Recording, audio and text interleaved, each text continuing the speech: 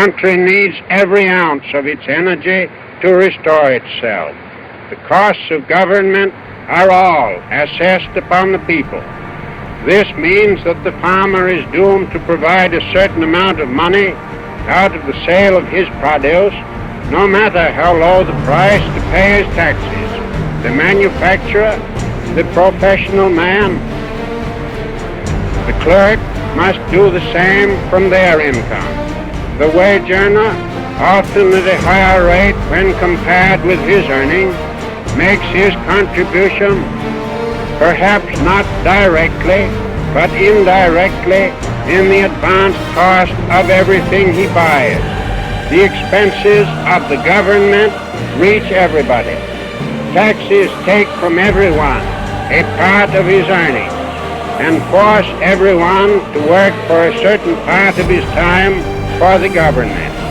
These are some of the reasons why I want to cut down public expense.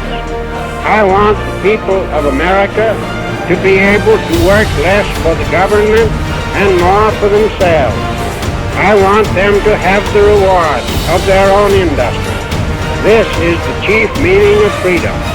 Until we can reestablish a condition under which the earnings of the people can be kept by the people, we are bound to suffer a very severe and distinct curtailment of our liberty.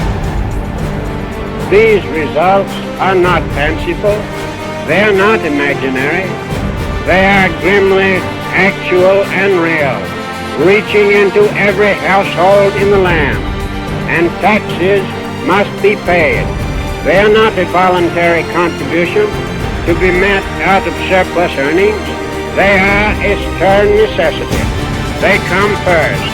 It is only out of what is left after they are paid that the necessities of food, clothing, and shelter can be provided and the comforts of home secured, or the yearnings of the soul for a broader and more abundant life gratified.